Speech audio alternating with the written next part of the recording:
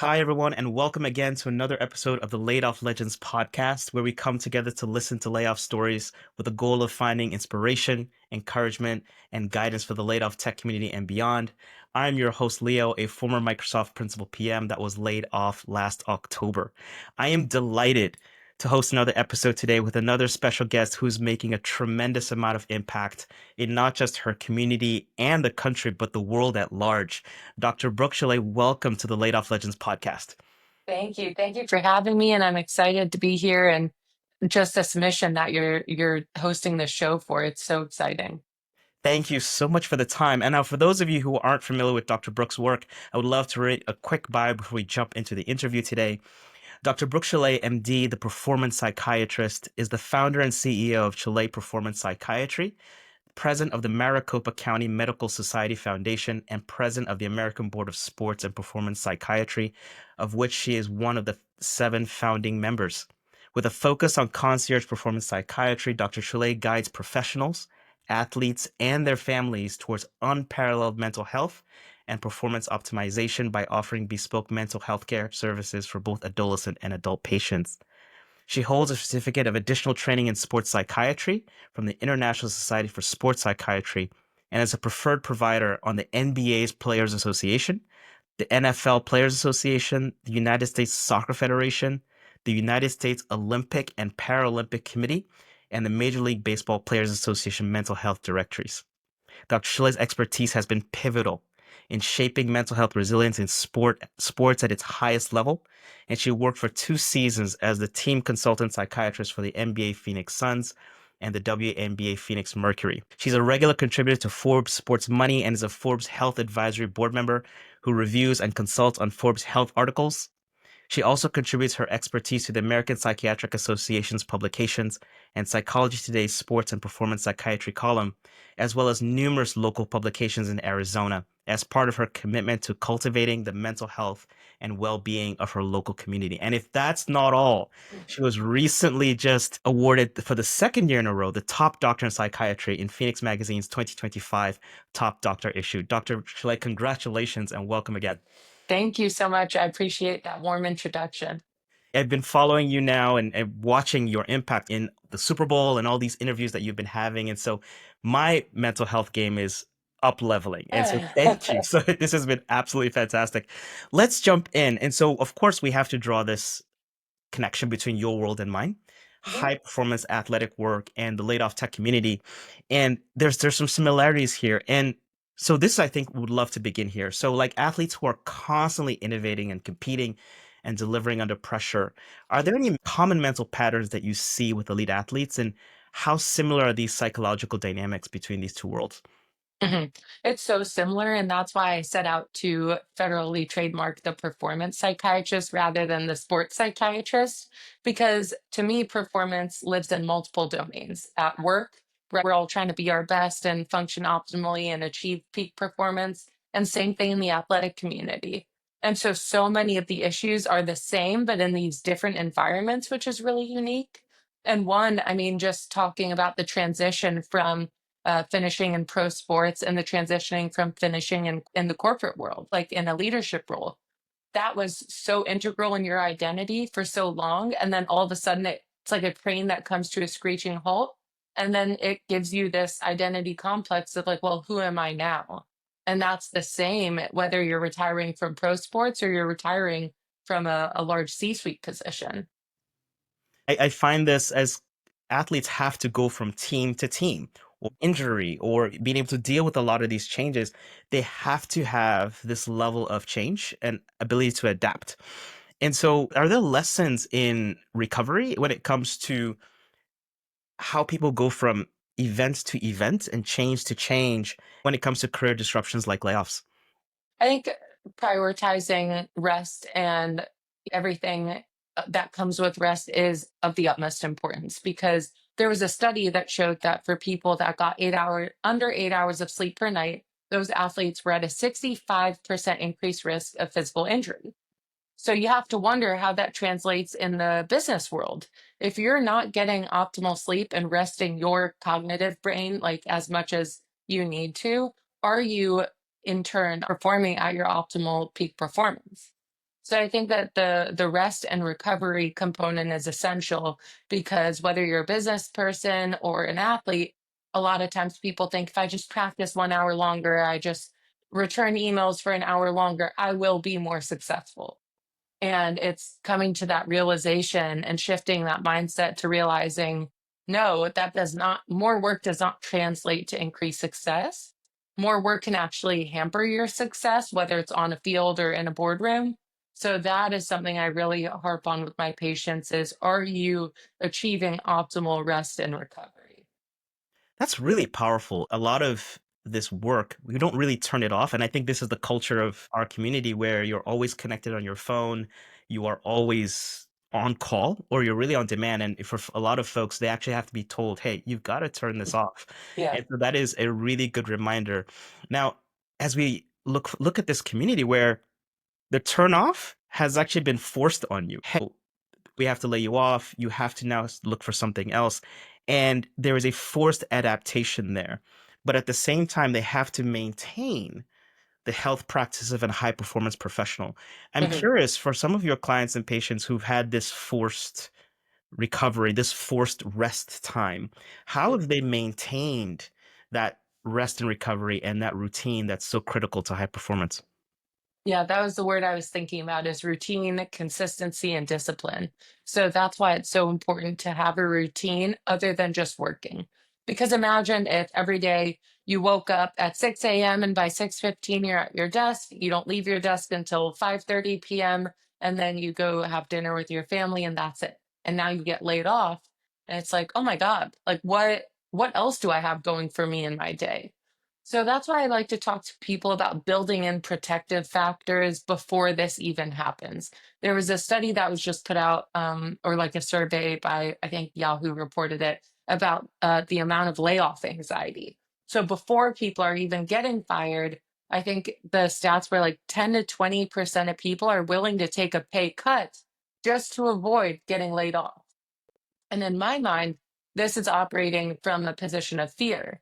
So if you're just fearing the unknown of the future, you're keeping yourself in this box and not able to achieve your potential. So by protective factors, I mean maybe you're working out in the morning, you're going for a walk first thing in the morning with your child or your dog, all these other things that are built into your day so that if that one kind of work thing is disrupted, your whole day doesn't fall apart. You still have other routines and practices that keep you disciplined. And then I love to talk to people about converting worries into action. So let's say you just got fired and you're like, oh my God, I have nothing to do all day. I just feel hopeless. So you just end up sitting around and watching Netflix. Well, you're letting that anxiety get the best of you by not converting that worry into action. Someone that's converting worry into action is saying, oh my God, I don't have a job.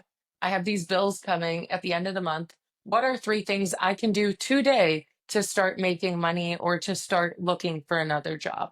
So that's really the difference in that fork in the road is, are you the person that's going to take that defeat and not be resilient and just lay down and feel sad for yourself? Or are you that person that's like, heck no, I'm not letting this happen to me. I am going to convert this worry into action and figure out by the end of the day a plan. I love that kind of continuum there. I want to look at the field, for example. You've had a sports injury and you're actually forced. You can't go back on until this thing gets better, until you're cleared. What's going through the mind of an elite athlete at that time where it's like, okay, I've got to study the playbooks. I can't walk, but I'm on the team, but I need to get better. If not, I'm also at risk for being cut from the team because this isn't guaranteed if I don't heal up or I don't get better. What's Mhm. going through at that time to help them come back better and come back Mhm. stronger? It's all about mindset. And for anyone that's listening that doesn't know how this looks when an athlete gets injured, imagine that you're at a practice facility. And let's take the NBA, for example. Everyone shows up a few hours ahead of practice. They're all in the training room together, lifting weights.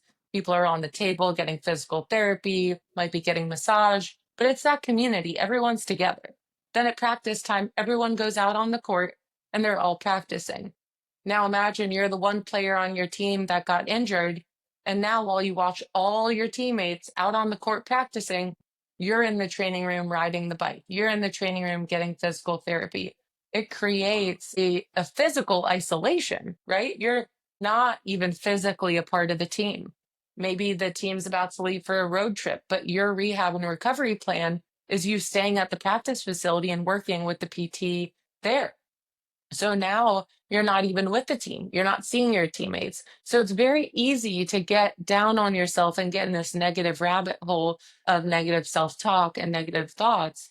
But the people that can work with a professional like myself or a psychologist to really build that resilience and build the mindset you were alluding to, which is, I'm going to come back bigger and better. I'm going to come back stronger. And I'm now preventing, hopefully, against further injury to the same spot. So it's really about mindset and how much are you letting that negative self-talk take over? But that first automatic thought for many people is, I'll never play again, or I'll never be as good again. And then you talk to people after a full rehab recovery, and they're like, wow, I actually play better than before sometimes. Something that comes to mind where you have an injury and okay, you go heal on this injury, but then you come back. But then you're scared of putting your weight on that leg again. Or you're scared of like, oh man, can I do this again? Can I run this fast? Can I go into that motion because I was injured from that motion? I think it's the same thing. As I've been talking with more folks as I've been interviewing, a lot of folks are facing this sense of a loss of confidence. I used to do this thing, but I was laid off. I used to present this way. I used to build these things this way, but now I was told, I can't do this anymore. Could you walk us through that process of rebuilding their confidence, being able to put more weight on that leg again, being able to pivot in that move that you broke your ankle again? How do you come back with a sense of confidence that yes, you've healed and you're coming back better, stronger, faster? It definitely takes intention. And a lot of times, the number one psychological factor there in that rehab and recovery process is fear of re-injury.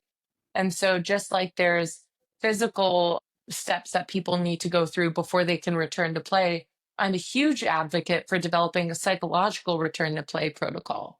And there's different confidence recovery intervals or scales that you can administer to monitor and track objectively what someone's confidence level is.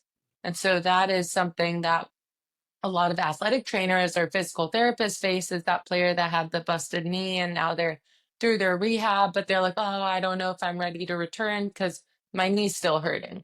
But physically on exam, there's nothing that indicates that they can't go back to play. But you could argue it's that psychological component of that fear of re-injury. So it's a really challenging time for people, and it really takes developing intentional resilience and confidence and what I like to call grit. And grit is really that combination of passion plus perseverance. And so if people can strengthen their skill and have grit, then they can have a more successful return to play after an injury.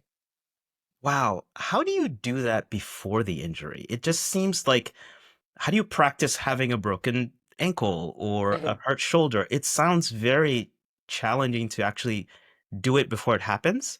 But Yeah. what you're sharing is that you have to have those resources before it happens. Here is how folks start to develop that sense of resilience and to buttress themselves for when the time comes, they're prepared. That's a good question. And I think it has a lot to identity. When people see their identity as a basketball player or a football player, and then they get that season ending injury, their whole identity, right? If you imagine I give the analogy to my patients of, if you imagine 8 slices of a pie, and your identity is created by that pie composition, and all 8 of those pieces is you as a basketball player. That's my identity. I'm a basketball player. Hmm. And then you get injured and you're out for the season. Well, now your whole identity is shattered and you're more at risk of developing anxiety and depression. But if you have these other interests or hobbies or parts of your identity, maybe you're running a foundation, you have a side business, you have these different things, you have a family that start to take up other pieces of that pie, and now you get injured. Those are protective factors and protective slices to helping you more successfully work through that injury. And so you're talking about intentionally cultivating other pieces of the pie? Mhm. so that when this one slice falls off, there's a little bit of a Yeah, coverage there so that you could actually come back. exactly. Oh, can we talk a little bit about attitude? And this one's interesting. You talk a little about Mhm. mindset. I'm watching a series on Netflix called Courts of Gold. It's Yeah, following Court of the Gold. Yeah. incredible story, the U.S. basketball team as they go Mhm. towards the Olympics. And I'm on episode 2, so it won't spoil it for anybody. But it's really interesting. I'm curious as we've looked at some of these young players and how their motivation and passion Mhm. has fueled them through their development process. And I look at some of those who said, yes, I can make it to the NBA. Yes, I can make it to the Olympic team. And they really came in with the spirit of competitiveness, of I'm not going to give upness. Mhm. They came in saying, I'm here to win. I'm curious, that fierce competitiveness, whether it's revenge, desire, Mhm. defiance, is there a similarity here that we can look at in the field of sports and say, okay, great, I've been doing this thing. I was cut from the team, but now I need to come back better, faster, stronger. Yeah, I almost think of what you're describing as a form of visualization, right? And there have been different studies that kind of looked at a group of people who actually practiced X number of free throws a day and those who visualized X number of free throws a day. And the results were actually pretty similar between the two because your brain has a hard time telling the difference.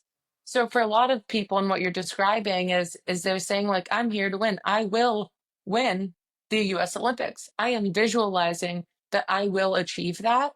And I interviewed the Grammy nominated singer Mike Posner a long time ago, who's a performer of his own in terms of stage performance. And I asked him what he does to prepare before every concert. And he says, I absolutely visualize every step of my performance before I even step on the stage for my rehearsal. Wow. So he describes that as like I imagine walking up the steps, walking towards the microphone stand, what it feels like to pick up the microphone, what it feels like to start singing my first song. And every single step is so slowly processed in a mental rehearsal and visualizing this going successfully that he's able to achieve incredible results. So I think it's the same for a lot of these athletes who have learned the power of visualization. I mean, LeBron's talked about it before, different basketball players, but it's so powerful. Those that can really envision themselves stepping out onto the court and performing successfully, just like for people that I work with that have to give business presentations, and maybe they absolutely hate public speaking. But if you can visualize yourself through all the steps and doing it successfully and walking off that stage being like, I nailed it actually helps decrease that anxiety just by mentally rehearsing. So I think a lot of what you were describing in your question kind of just reminds me of, mental rehearsal and visualization, but said in a different way. It sounds like there's an individual role to play in that kind of overall recovery and rebound, if you will. Can we talk about the role of the people around you and your community? It could be your closest friends, your closest family members, or your former colleagues or current folks that are going through the same thing. What's the role of those surrounding you when it comes to high performance and having a very strong comeback? It's so important. I'm even just thinking of personal examples. I finished medical school and finished residency, and in medical school you're basically trained to be an employee, go work for a hospital, go work for a private clinic, like go be a doctor and do that really well. And once you start to step outside of that, if you're surrounding yourself with people that are of the mindset of, well, you should be doing things this way, why are you doing that? And not really supporting you and driving innovative thinking, it can really hamper your ability to excel. So, whether this sounds like harsh or realistic, it's really important to surround yourself by people not that are just like building you up like your cheerleader. Oh, you're so amazing, you go. But the people that are driving innovation, asking you the hard questions. Oh, why are you making that decision? Really testing you and making you a better person, just like hopefully you're doing for them. So I've noticed through time that a lot of my own friends have changed over time just by trying to surround myself with people that I feel motivated by. And that doesn't mean that you need to have a partner that's doing the same thing. Like my husband's very happily hospital employed, but he always shows up as my cheerleader and someone that supports me and asks the hard questions and asks why I'm doing what I'm doing.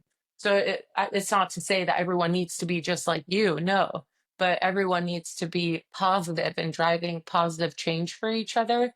So community is incredibly important. And I find that a lot of people that are, I call them energy vampires, where you just feel tired after hanging out with that person, I really just try to eliminate. That is so special, and it's something that's so real, especially as we think about either a comeback or even striving higher to different levels in life. There's a quote from Hormozy that comes to mind: "Surround yourself with people that are closest to Mhm. your proximity, or surrounded to people who are close to your passions, but surround yourself with people that are closest to your goals. Are they doing the things you want to do?" Right. And you that will just rub off on you from an energy, motivation, passion, and ultimate Mhm. connections, everything that will take you to where you want to go because you're around those people. Exactly. Yeah, it's incredible. There's some people I look back and they're exactly where they were 5 years ago. Like plenty happy, doing what they're doing, status quo. And there's nothing wrong with that. It's just not what I'm looking for. And so, last set of questions, your key message for audiences like this, high performers that have experienced a sudden career interruption, Mhm. what's your guidance for them again with all the experience you've had working with some of the top athletes in the world? Focus on your goal. Like what are you trying to achieve? It doesn't matter what your job is today, tomorrow, yesterday. What is your goal? What are you trying to achieve and how can you do that for yourself?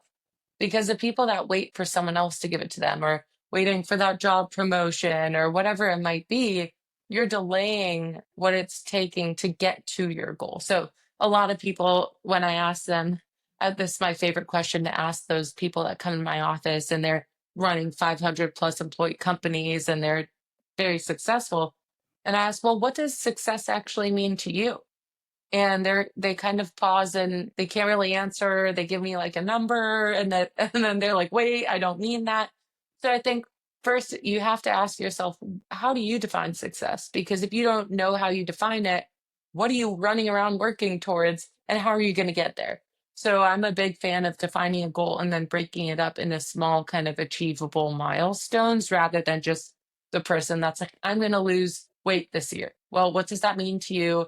How many pounds are you losing? How are you going to do it? Are you going to the gym? Like all those nitty gritty things is what people in this space need to be asking themselves. Any key resources or things that you can point our audience to that they should start to do either on a daily basis or really they should start to internalize as they continue this journey? This sounds silly and it sounds kind of like meaningless, but I will say adding in 5 minutes of quiet meditation every morning. I had a CEO laugh at me and he's like, I don't know what that's going to do for me. I'm like, just try it. You're really good at doing my homework. Just try it for 2 weeks. And he came back and he's like, okay, actually, I think that kind of worked. I feel better. I'm more emotionally regulated. I just feel like I'm thinking clear, making decisions more easily. So I'm all about tangible things. I'm not going to tell you go read 10 books because all of us are running out of time every day. But you can spend 5 minutes of extra time doing this. What are the benefits? What does that come back for you as? You mentioned some things like being centered. Mhm.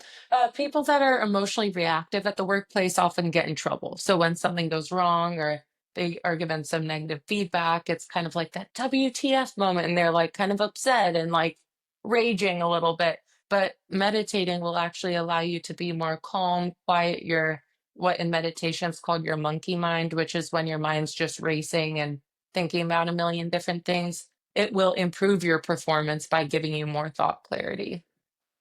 Dr. Brooke, that was amazing. I love the link between this world that we actually, a lot of us don't see. We watch on TV. You are in Hmm. rooms with these high athletes, high performance folks, and then the link to our world, which is day to day building some of these products that the world uses and some of those things. So thank you for these insights. Folks, thank you for the time today. This has been so interesting. And then, of course, we're going to link all the information in the show notes and we'll pick up any more collateral that we have that we can provide for you all that you can use. Dr. Brooke, thank you for the time. It was such a pleasure having you on the Later Thank Legends you. podcast. And I'll plug this. Looking forward to having you come back again soon. Thank you so much. Have a great day. Thank you so much. Take care. Bye. Bye.